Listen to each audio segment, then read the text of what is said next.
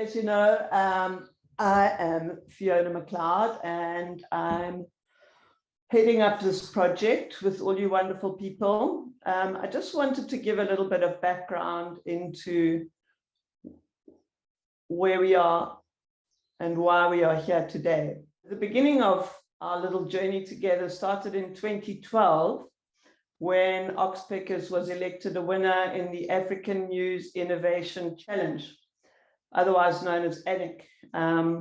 There is a link to it if you want to check it out. It was, as the name implies, a competition run by media organizations and donors for innovative ideas of how to take journalism into the new era, particularly in respect of the growing interest in online media publication.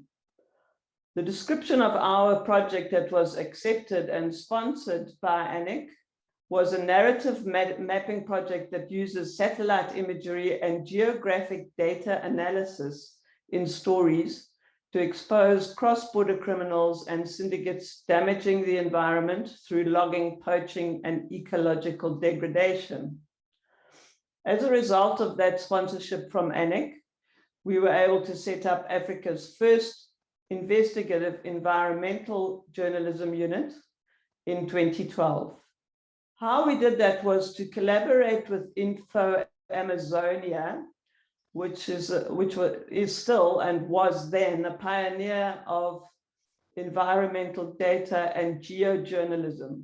So the two terms that we used were data and geo, or locating, of journalism. Info Amazonia was based in Brazil. So our initial iteration of Oxpeckers was developed with Info Amazonia.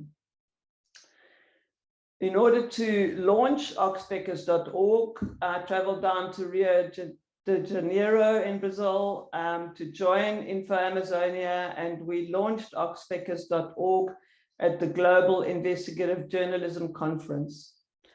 We named the platform Oxpeckers after those little birds, brown birds with red or yellow beaks that remove parasites from the environment and from other animals. So the idea behind it was to give a visualization to our ambition, which has always been to remove parasites one by one, as effectively as we can from the global environmental body, I suppose. When we initially launched, we were part of the African Network of Centers for Investigative Reporting and Code for Africa, and we still are members of those two bodies, and they've given us a lot of support over the years. We came up with quite a unique and pioneering idea. Always the ambition has been to focus on journalism. So the data and the geo part of our project goes hand in hand with our journalism ambitions. So around about the time 2013, 2014 that we were developing these data and geojournalism tools, we also launched something called the Chinese Journalism Project, which was a unique transnational collaborative project supported by WITS Journalism. This saw a couple of Chinese journalists coming out to South Africa and working with us on investigating global wildlife trafficking instances in South Africa and then taking them back to China. So it was a transnational collaborative model, which has been replicated. There was a lot of interest in it at the time. It's been replicated by a number of other outfits. The first cohort of our fellows were Hong Chao and Hong Xian, those two people pictured on the screen currently. We've continued to work with those two and a number of other Asian journalists over the years. As you know, with Wild Eye Asia, we've got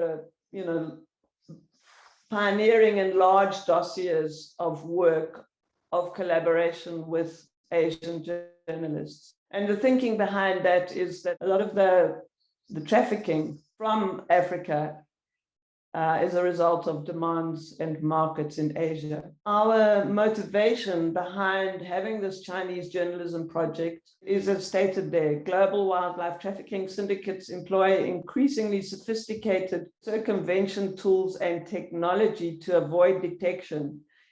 It makes sense to expose them by playing them at their own game. So that's one of our continuing motivations. Getting back to data journalism, which is what we're working on. And again, the thinking behind focusing so much on data journalism from the beginning was articulated in this paper by the Art and Science of Data-Driven Journalism, done by a team at the Tao Center in the US in 2014. Newsrooms must diversify their staff, and data journalists need to go beyond acquiring and cleaning data to understanding its provenance and source. I pulled out that quote because it's one of the things that I want you all to bear in mind all the time, that we're not just doing a data collection, cleaning, and sharing exercise. We're using this data for various purposes. Knowing your context, knowing your purpose is very important. The first data journalism tool that we set up for Oxpeckers is a tool called Poach Tracker. It's a data-driven geojournalism tool. The reason why we set that up was at that stage, the South African government was releasing on a quarterly basis statistics on rhinos that were being poached and arrests that were being made.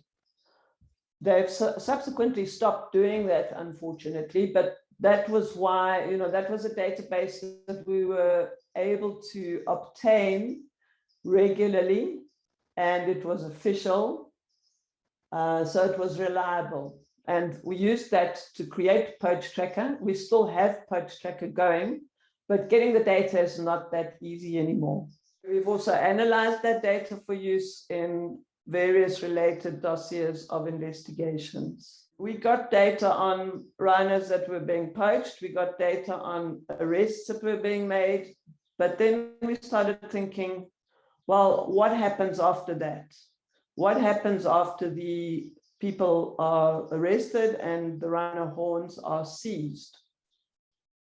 And that's where we came up with the idea of setting up a data set. In fact, I started it and continue it because, I often want to know what's happened to these people. Who are these people? How are they related to this crime? And do they get convicted for it?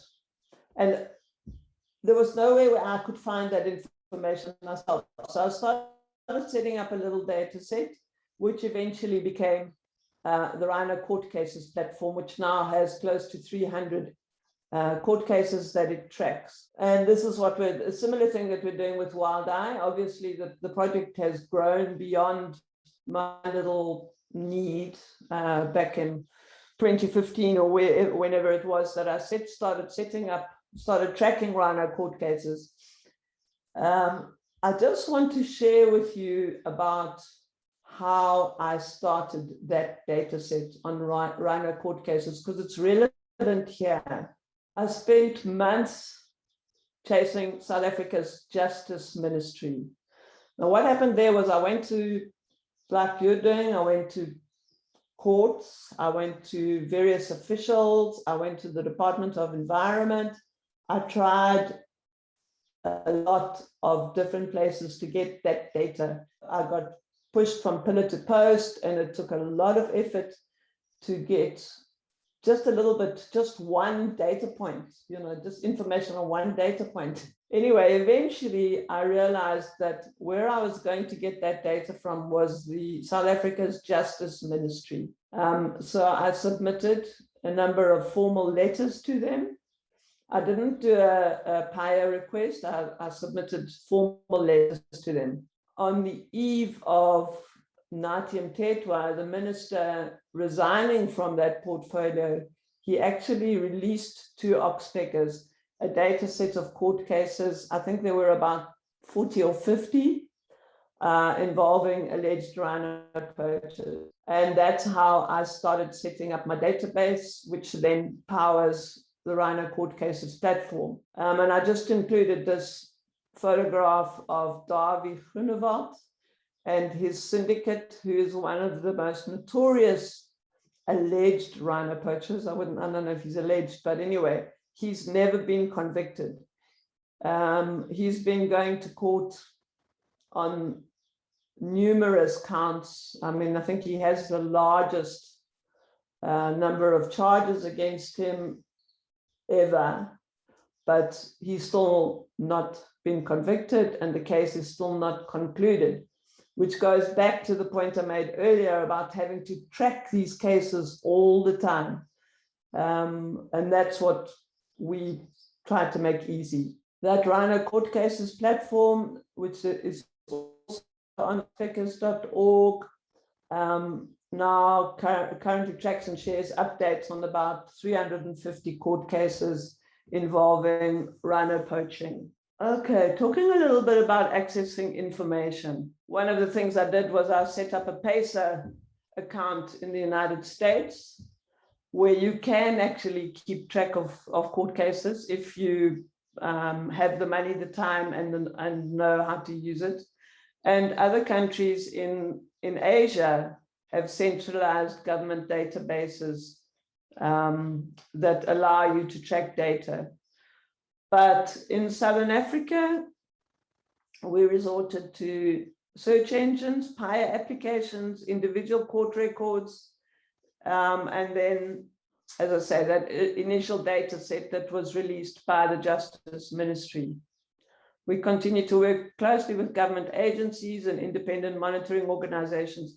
Oh, and then there's that little tweet from the Minister of Environment, Edna Molewa, former Minister of Environment, who actually said, oh yes, that was actually a very good idea, to have a tool that visualizes and monitors rhino poaching court cases on the court roll. So all of that then led us to start forming partnerships with other organizations who are very interested in what we're doing, to take it beyond just rhino court cases. And a lot of the organizations we work with, as I mentioned in the beginning, are journalism organizations, not so much conservation organizations. Conservation organizations tend to like what we're doing and to use our tools, but they don't put money towards what we're doing, generally speaking. So we started talking in 2019 with the Earth Journalism Network and set up Wild Eye. The original tool was focused in Europe. And part of the project then and now is that we take our thinking from just being a little small organization with Fiona doing all the work to a bigger project that aids and trains journalists to monitor and investigate illegal wildlife trafficking. Over the years, as a result of expanding this initiative, we've published, a lot of investigations based on the data. First in Europe, then in Asia, and hopefully going forward in Southern Africa and other parts of Africa. And we know that we have impacts because we track them. And I've just put a link there, which you can look at your own leisure if you want, to an article that we did about how when being involved in this stuff and you start paying attention to it, you start noticing that more and more people are picking up on it, more and more journalists are reporting on it, more and more governments are responding to what you're doing.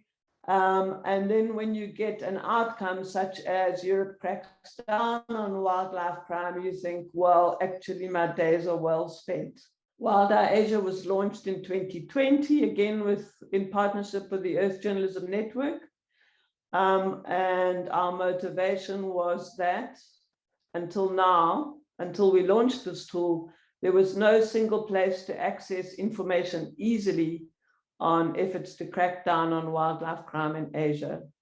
We address this gap by tracking and sharing data on justice in action, which is what we're doing in Southern Africa right now.